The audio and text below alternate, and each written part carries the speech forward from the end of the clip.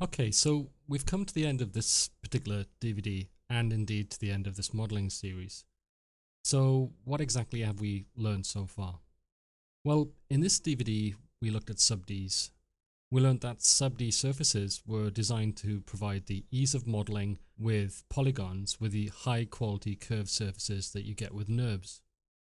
In 3ds Max, the sub-D modeling system consists of creating a control mesh, and this is best achieved with the Edit Poly mesh type.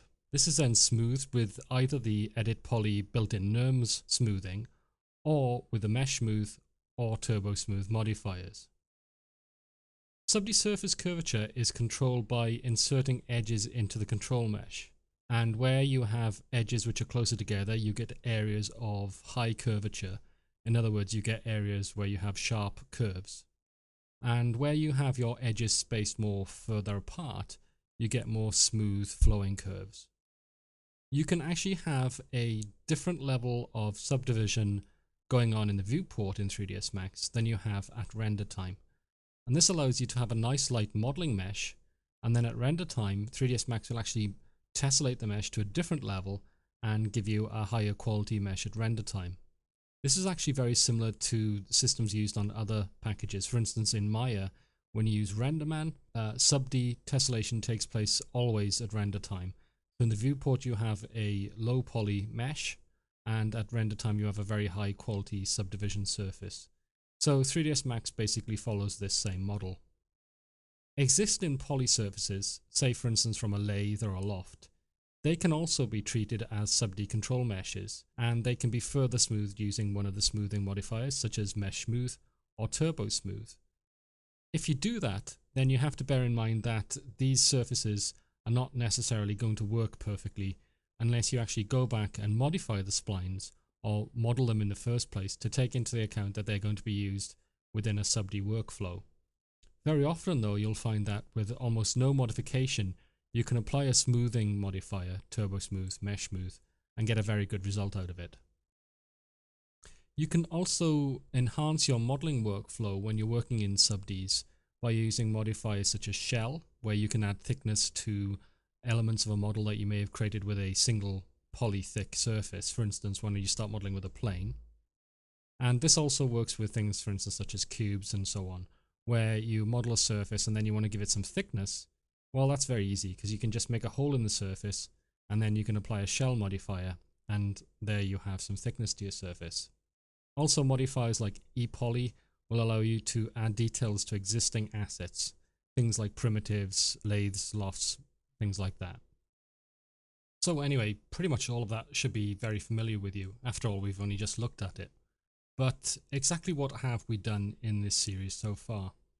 Well, in this series, we started off by looking at the very fundamentals of modeling in 3ds Max in DVD1.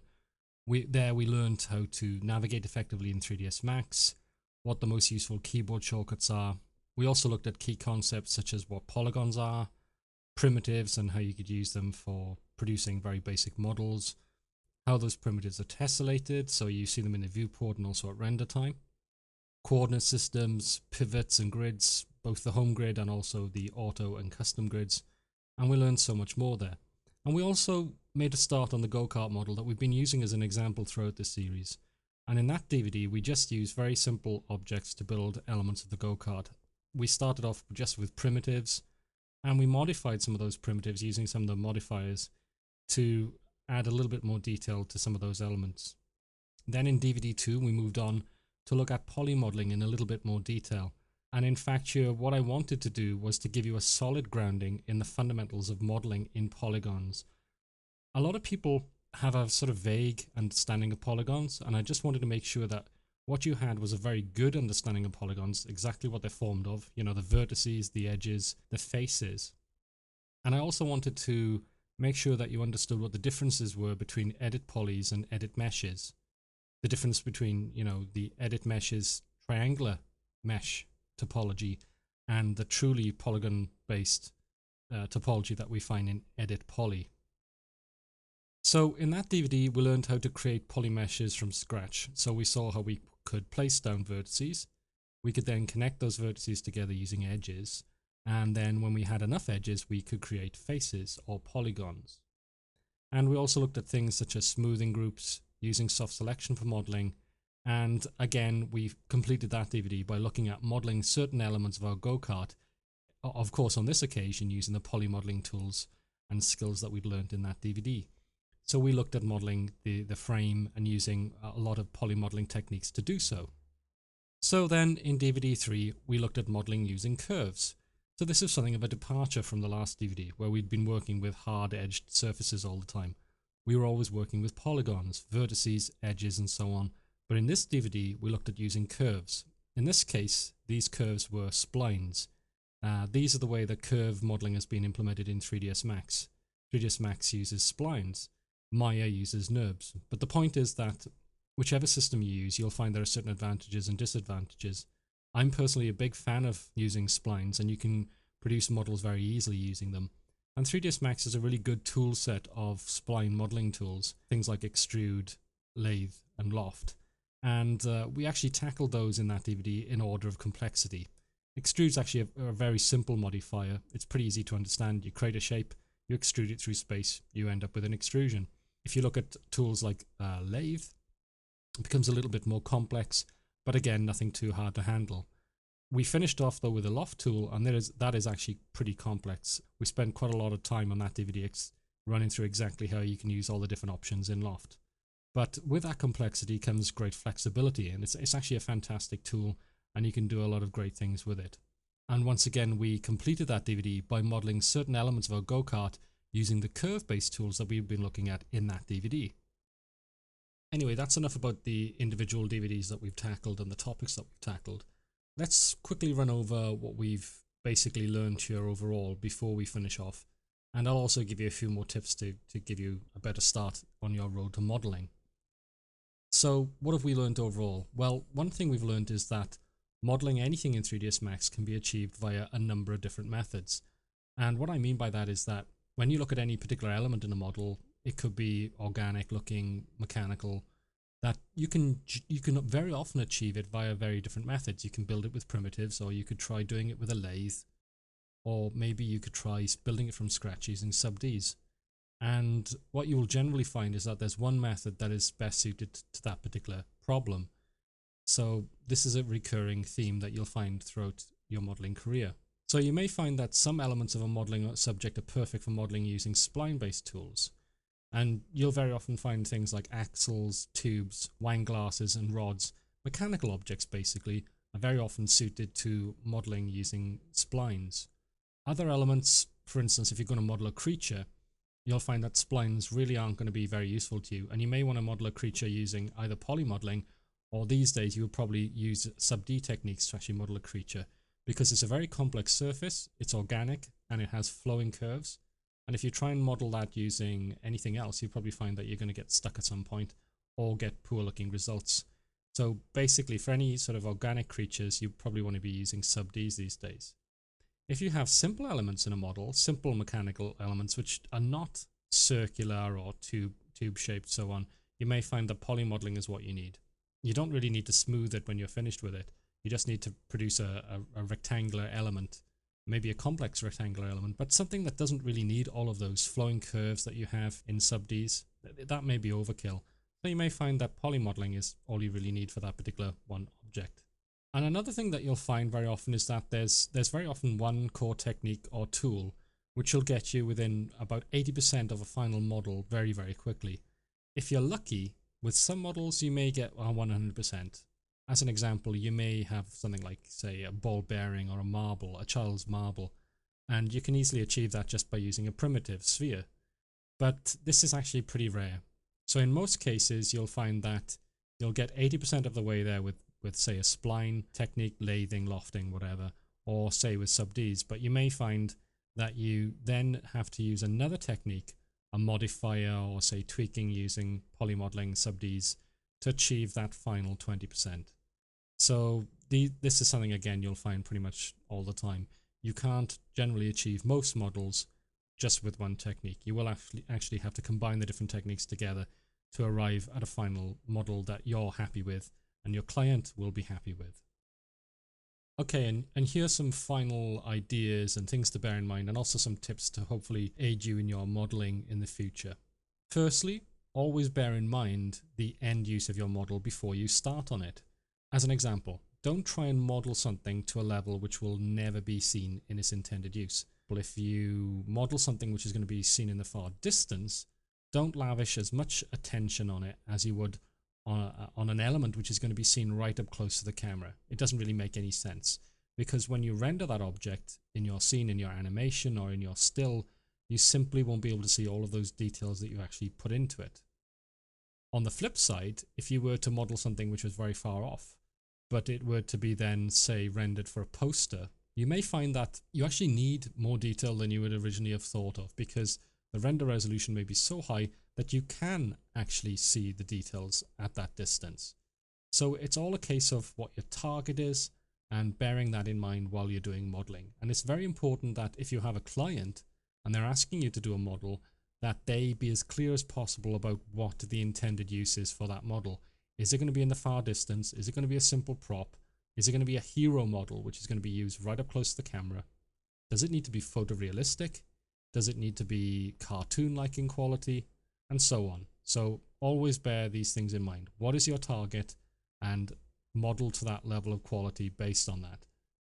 I've seen so many people, when they start off, they get really into the modeling and they do crazy things like, for instance, they'll model a clock, a mechanical clock, and they'll actually model the gears inside the clock, even though nobody will ever see those gears, because that's not part of what the clock model is going to be used for in its target use. It may sound funny, but you know, people do that, so don't fall into that trap. Model exactly what you need and nothing more.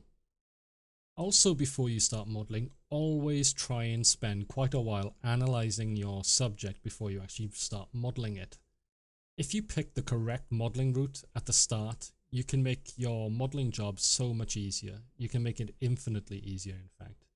So try to identify elements that are best suited to being modeled using splines or sub-Ds, and make a mental note of any kind of finesses that you'll need beyond the basic method for modeling that object.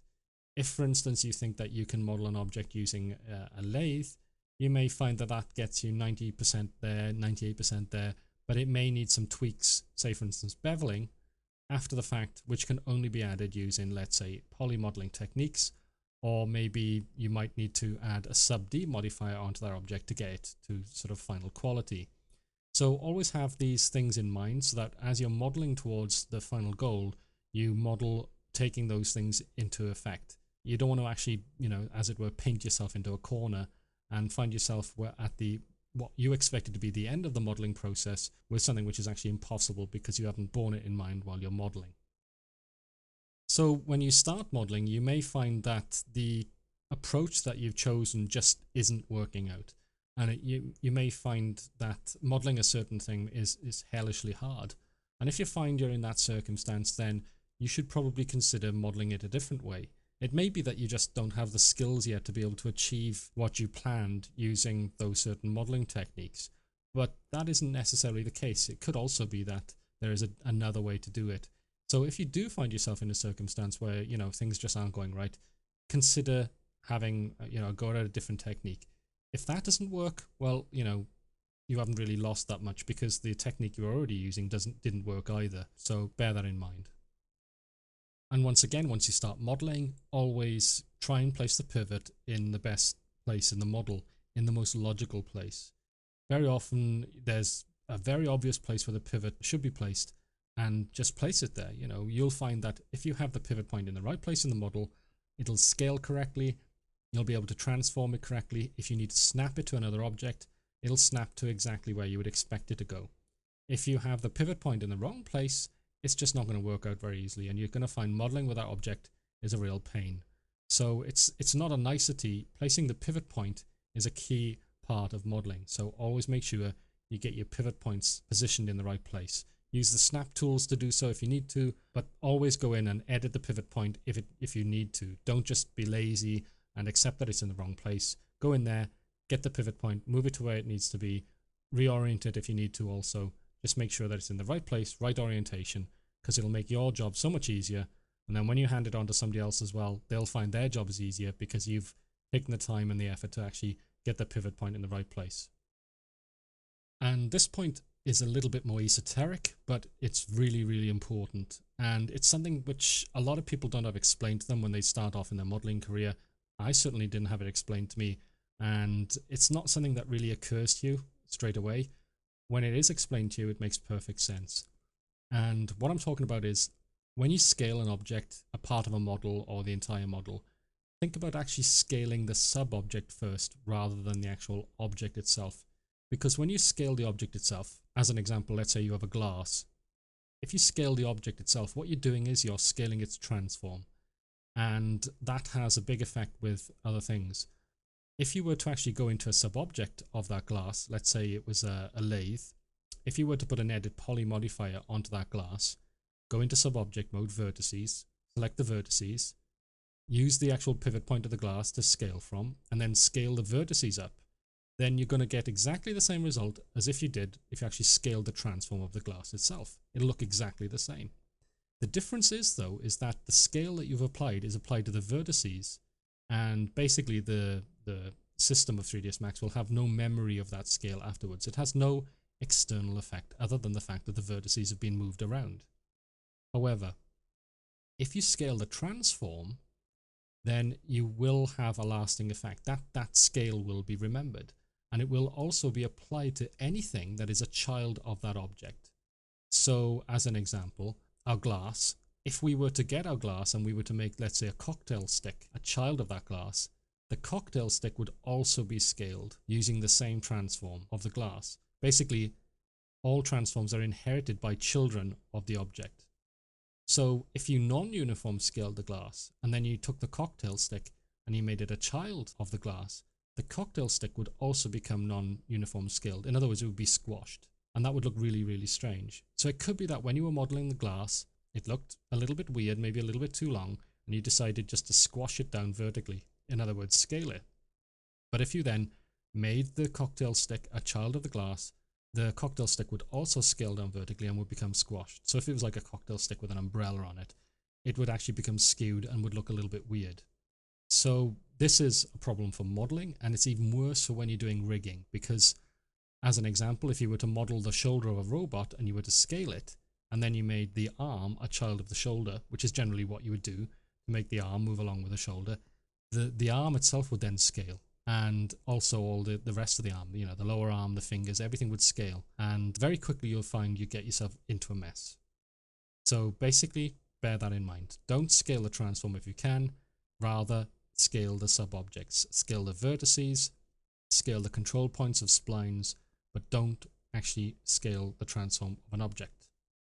And our final tip, and it's a very obvious one, but I'll mention it anyway. If you're modeling anything, make sure you have good reference. If it's a physical object, then ask your client to give it to you. If you're modeling it for yourself, make sure you have it and put it on the desk in front of you. If it's something a little bit more exotic, something that you really couldn't get in front of you, say a polar bear or a steam train, then make sure you have very good photographic reference. If it's a design for a character, make sure you have views of the character from every angle that you can conceive of. If it involves any kind of detailing on the character, make sure you have details of those elements. Reference is a key thing when you're modeling. It's so difficult to model something if you don't have good reference. If you don't know what something looks like, how can you model it? And if it is a mechanical object, then measurements are even more important. And if you can get CAD data, even better, because CAD data is very, very accurate. And very often you'll find in CAD data, you'll get splines in the CAD data that you can actually directly use to create parts of your model. So very simply, make sure you always have the best reference you possibly can. Photographs, plans, physical version of the object that you can actually given to you. Make sure you get the best reference possible. And that's it. That's it for the tips, and that's it for this series. And I hope you've enjoyed yourself. It's been hopefully an enjoyable series for you to watch. And hopefully you've learned a lot about modeling in 3ds Max. We certainly have covered a huge amount of ground, I think, and we've gone from the very fundamentals of navigation all the way up to producing models using sub-Ds, splines, and poly modeling. And I think I've also hopefully shown you what an enjoyable system 3ds Max is for modeling in. It's a very flexible system. It has some very interesting features, proceduralism, and the different modifiers that you can use to actually achieve any particular result. It all combines to produce a really compelling modeling experience. So hopefully you've modeled parts of the go-kart as I've gone along, and we've basically reached the point where it's not actually complete, and that was done for a good reason. A, time, and B, it gives you something to do. Please take the time to actually get the go-kart, model elements of it that I haven't modeled, and maybe, finish it off, take it all the way to the final result, build an engine for it, finish off the brakes, create the chain if you can. Obviously, there are some elements of it that will be pretty difficult, but hopefully you've learned a lot of the techniques and tools that will allow you to achieve that within this series. We also have other DVDs on modeling within our stable of products, and we also have our DVD on proceduralism. So I'd really recommend that you especially have a look at the DVD on proceduralism, because it really covers something which is very fundamental to pretty much every area of 3ds Max, and it has a very large impact on modeling workflow as well. We've touched upon it lightly in this DVD, but it's definitely worth watching that DVD and getting a much broader and deeper insight into the topic of proceduralism and how it impacts on modeling, and as I said, pretty much everything in 3ds Max. If you do have time and you've progressed in your modeling and you've maybe built this go-kart, check out our other modeling DVDs where we have topics on mechanical modeling and creature modeling. They're very good DVDs, and I think you'll find those will help you to push forward your modeling skills even further. That's it for this modeling series, this modeling DVD. I hope you've enjoyed yourself, and as I said, I hope I'll see you in other DVDs. Bye for now.